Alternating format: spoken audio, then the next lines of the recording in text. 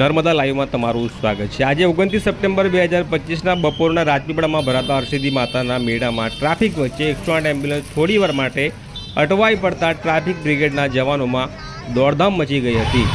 હાલમાં નવરાત્રિનો તહેવાર ચાલી રહ્યો છે, ત્યારે નર્મદા જિલ્લાના રાજપીપળા ખાતે સુપ્રસિદ્ધ હરસિદ્ધિ માતાના મંદિરે 9 દિવસ નવરાત્રિનો મેળો ભરાતો હોય છે। જે મેળો રાજપીપળામાંથી પસાર થતા સ્ટેટ હાઈવે નંબર 56 ઉપર ભરાય છે, જ્યાં સમગ્ર જિલ્લામાંથી અને આસપાસના ગામોમાંથી લોકો મોટી સંખ્યામાં મેળામાં ફરવા માટે આવતા હોય છે અને દુકાનો પણ લાગતી હોય છે।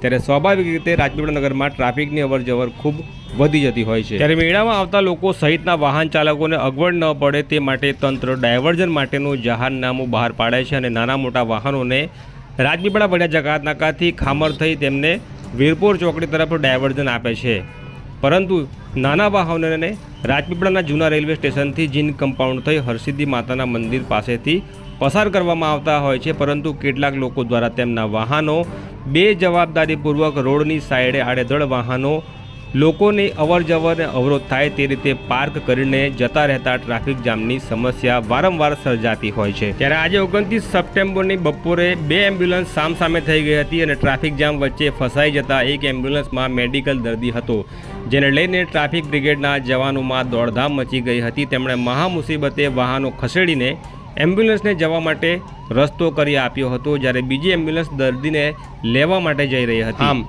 લોકોએ આડેધડ પાર્ક કરેલા વાહનોને કારણે 108 એમ્બ્યુલન્સ થોડીવાર માટે ટ્રાફિક જામમાં ફસાઈ ગઈ હતી, પરંતુ નર્મદા ટ્રાફિક બ્રિગેડના જવાનોની સમય સૂચકતા અને હોશિયારીને કારણે સમસ્યાનું વહેલું નિરાકરણ આવ્યું હતું। આમ તો ટ્રાફિકના વહીવટ અને સંચાલન માટે નર્મદા જિલ્લા ટ્રાફિક પોલીસ દ્વારા નિયમન કરવું જરૂરી હોય છે, પરંતુ એવું લાગે છે કે ટ્રાફિકના નિયમનની તમામ જવાબદારી ટ્રાફિક બ્રિગેડના જવાનો ઉપર નાખી દેવામાં આવી છે।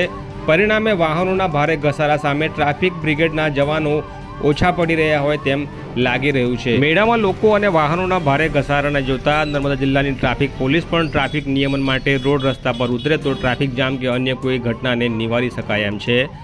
નર્મદા જિલ્લા ટ્રાફિક બ્રિગેડની સરાહનીય કામગીરી બાબતે દર્શકો કોમેન્ટ કરીને જણાવી શકે છે। ફરી મળીશું એક નવા વિડીયોમાં।